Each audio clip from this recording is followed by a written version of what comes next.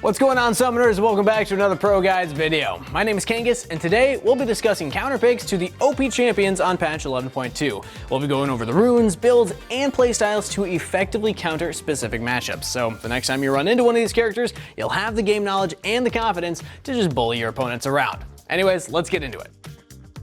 Starting things off with our top counters, we got Mord into Cho'Gath. Mord has always been the go-to pick when countering tanks in the top lane, and now that Cho'Gath has made the OP list, Mord is up to bat again. His passive does damage based off of a percent of his target's max HP, meaning you'll absolutely melt Cho'Gath in extended trades, especially after you pick up your core items. Your W also gives you some pretty nice sustain, helping you beat out his, especially if you can zone him from getting last hits. In teamfights, he won't always be your ult target, but when he is, the 10% stat you'll get from bringing him down will make you much harder to bring down in return. For items, you want to start off Doran's Ring, then build into Riftmaker as your mythic. After that, pick up Merc Treads as the magic resist and tenacity will help you shrug off his spells with ease. Next up, get Demonic Embrace to add to your percentage-based damage, and then pick up Rylai's Crystal Scepter for some added sticking power. The last two spots are flexible. For damage items, you could go Void Staff and Rabadon's Death Cap, and for tankier options, you could go Zhonya's and Spirit Visage. The damage build is more aimed at smashing Cho'Gath in the 1v1, but tankier items may make teamfighting a bit more manageable. That's number one, but before we get into the rest of our list, today's question of the day is, what champ do you enjoy playing the most? Our lists are usually about the best and worst picks, and while getting sweaty and playing your best is important in ranked, we still want to know what you just enjoy picking for the sake of having fun. For me, my go-to is AP Malphite support. Yes, I know it's super degenerate, but come on, it's just fun. So let me know yours in the comments down below. Our next counter pick for top lane will be Darius into Camille. As you know, if you've been watching any of our videos for the past year, Darius has pretty much been at or near the OP level for a long time. And the small nerf that he got to his passive isn't going to change much about that. Camille may be better overall in other matchups, but in the head-to-head against Darius, he completely shuts down everything she wants to do. Most Camille players will want to sit back, poke a few times with W, and look to take more direct trades once you're a bit lower. But with Darius, you can stop her shenanigans. When she walks towards you to W, just ghost at her and pull her in with your E. Even if she uses a hookshot to run away, the combination of your ghost and W slow means that you can just easily run her down. Once you both hit level 6, it gets even worse. Your ult gives you a powerful finisher, while her ult locks you into a cage match. Yep, you see where I'm going with this? For items, you'll start off Doran's Blade and make Stridebreaker your mythic. This gives you yet another way to engage on her when you're ready to all in. For boots, you'll go Plated Steel Caps, and then you'll pick up Syrinx Gauge and Death's Dance for some huge anti-burst. After that, you'll want to go Dead Man's Plate for some gap closing strength, and finish off your build with Spirit Visage to give you some nice fat Q heals. Next up, let's talk about some jungle counters. But first, quick disclaimer, jungle is largely influenced by lane priority, and in this video, we're just going to assume that neither laners are budging from their lanes to come and decide a fight. That's right, it's just the jungle head-to-head.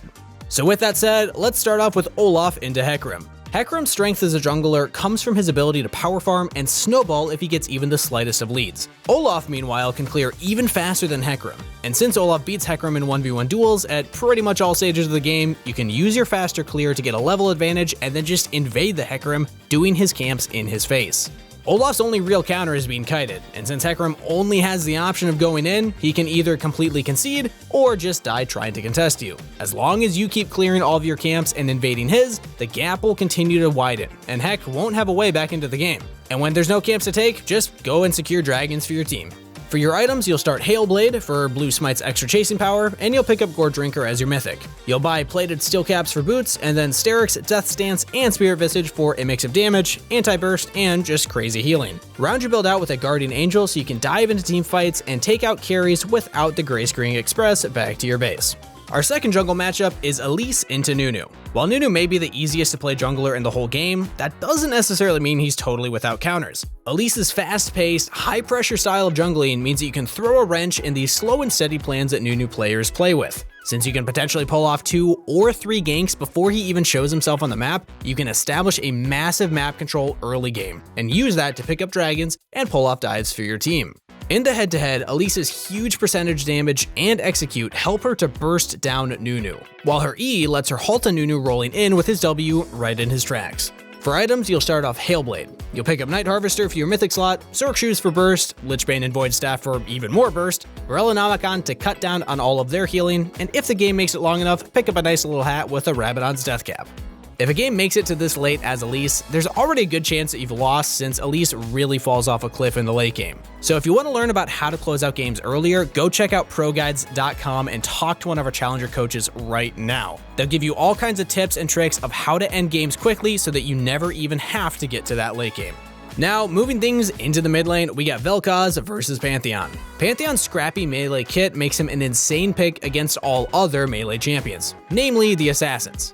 But one thing he really struggles with is long-range poke and strong wave clear. Thankfully, Vel'Koz has both of these in spades. When Pantheon goes to farm the wave, your W lets you match his pushing power while also poking him. Q only adds onto that poke, so you can bully even harder. Your E, meanwhile, is your safety net, giving you a way to shove him off if he ever tries to go in on you. Once you make it to teamfights, you'll be infinitely more useful as you deconstruct the entire enemy team with your full combo.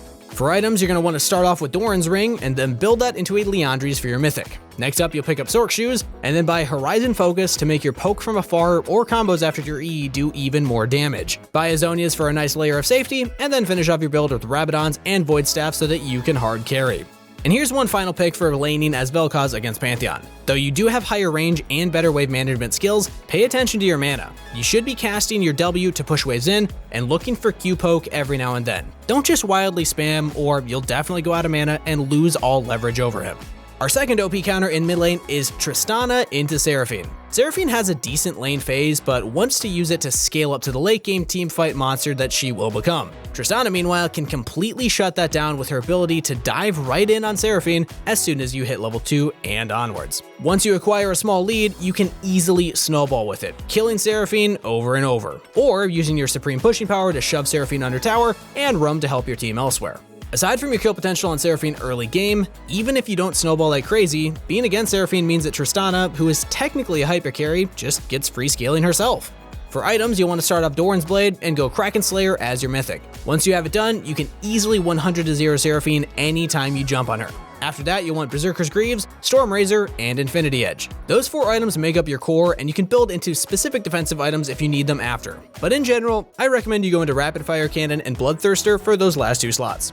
One tip for laning with Tristana is if you plan on going in for a level 2 all-in, don't level your E right away. Since it passively pushes the wave, your opponent can just hug the tower. Either level nothing, or just take your W level 1 to prevent any accidental shoving. Next up, moving things to the bot lane, we got, of course, another disclaimer. Bot lane carries are heavily influenced by supports, and you won't always be running at each other in a 1v1 fight. So these counters are more about how you win small trades and all-ins bot lane, assuming there isn't an overwhelming amount of support difference on either side. With that in mind, our first counter is Karthus into Jhin. Since even before preseason began, Jhin has been dominating among bot lane carries, with seemingly no way of countering him. But now, we got a solution for you. Jin's strength comes from his ability to bully any opponent that gets in range, but as Karthus, you massively outrange Jhin. So if Jhin walks up to trade on you, you actually have the chance to land a few Qs in return, easily winning out on the deal. You also have a lot more pushing power than Jhin, further limiting his ability to use his strong laning phase. As long as you don't slip up and get CC chained by Jhin and his support, you should easily be able to outfarm him, and being that Karthus outscales just about every other champ in the league, winning lane should mean a pretty easily won game. For items, you'll start Doran's Ring, and on your first recall, pick up a tier. While some players prefer Night Harvester for bigger ults from across the map, you'll be building to carry teamfights, and as such, you'll be opting for Liandry's as your mythic. After that, get Sorc Shoes and Archangel Staff, and your last 3 items should be Void Staff, Rabadon's Deathcap, and Zonia's, with your order being dependent on the game you're playing. If your enemy comp is on the more beefy side, you can swap out Zonia's for Demonic Embrace for some tank shredding action. And yes, our second counter for bot lane is yet another mage. To beat Kai'Sa, we got Swain. Anytime Kai'Sa moves into range for her trades, you're in range to hit your E. If you do, you easily win out on the health trade, if you aren't able to just straight up kill her with burst from your support. If she ever commits to an all-in and ults you, you just answer with your own ult, easily out-damaging her while you heal through her damage. For items, you'll start out Doran's Ring and build into Liandry's for your mythic. After that, you'll build into Zonia's to survive the opening burst and buy time to heal in teamfights. Next up, pick Sorc Shoes, unless the enemy team comp has enough CC to warrant Merc Treads, and then you'll pick up Demonic Embrace and Rylai's, giving you even more tankiness. Finally, you'll finish things off with Rabadon's Deathcap to give you a huge spike in your damage and also in your healing. Now let's look at the supports. Just like the bot carries, supports aren't wildly running at each other and fighting 1v1, even though supportal combat is always a great way to play the game, so this is more about how your kit counters what the other support is trying to do. Our first pick is going to be Seraphine into Thresh. While Seraphine does have the potential to die to all-ins from aggressive kill lanes, Thresh is the least consistent of the engaged supports at forcing fights, since he's completely reliant on hitting his relatively easy to avoid hook. So with proper positioning, you can survive lane phase, and once you do, you just massively outscale Thresh in teamfights. Something to note is that the sorcery rune page with Aerie as a keystone is better than the Guardian page in the long term. But Guardian can save you or your AD carry if either of you end up getting hooked, making it a much more forgiving choice. And since you're going to outscale Thresh hard, as I said, the more consistent choice is going to be better here. Sometimes low risk, low reward is the better option. For items, you'll start off with Spell Thief's Edge, and build that into Moonstone Renewer as your mythic. While Imperial Mandate can feel stronger in the 2v2s, Moonstone is absolutely broken in teamfights, and that's of course what we're going to be playing for with this pick. Next up, grab Lucidity Boots, and then build into the Enchanter trifecta of Staff of Flowing Water, Ardent Censer, and Redemption. Redemption can also be replaced with Mikael's if needed. And rounding out our list, we actually have a newer matchup that we found, Rell into Leona. Everything Leona wants to do, Rell just completely shuts down. While Leona excels at engaging fights, Rell's E lets her stun Leona and her carry when they try to dive past you onto your ADC. Once you do, using W to layer on even more CC and give yourself a shield gives your AD carry the chance to reposition and dish out damage, all while you take practically none. If all of that isn't enough, Rell's ult gives you one extra peeling tool that does its job really well. The constant displacement can keep even the most persistent enemies off of your carry. And one last bonus that Rell has over Leona is her Q's heal. Tanky, CC-heavy supports are usually all about going in and forcing trades, but in Rell's case, what she lacks in the ability to force fights, she makes up for by having a pretty good amount of sustain for her AD carry. For items, you'll be starting with Relic Shield, and of course building into Locket of the Iron Solari as your mythic. You'll then pick up Merc Shreds, Zeke's Convergence, and Knight's Vow. Your last item can be flexible, but generally we think Abyssal Mask is the best fit since your ult can potentially proc it on the entire enemy team in a good team fight. If you're a support that prefers to roam, you can also go for the Dead Man's Plate into Turbo Chem Tank build, but only do that if you're confident enough that you can pull it off. Before we go, here's one thing about laning as Rell against Leona. As I already said before, Leona is the better champ at actually starting fights, while Rell is better at disengaging them. This means you want to play patiently, and wait for them to go in on you and then react accordingly. If you try and force the fight as Rell and miss, Leona and her carry can easily turn on your AD carry and just blow them up. And that concludes our latest episode of Counter Picks on patch 11.2. Really hope you enjoyed the video, and if you did, be sure to sub to the channel so that you never miss out on our meta guides and so you're always in the loop on what the best picks are. Remember to let us know what champ you enjoy playing the most in the comments down below. And finally, don't forget to check out our Discord in the description box down below. You can join, discuss League further, or just hang out and be part of our community. Either way, can't wait to see you back in the next video, but until then, as always, best of luck on the Rift, stay hydrated, and I'll see you in the next one.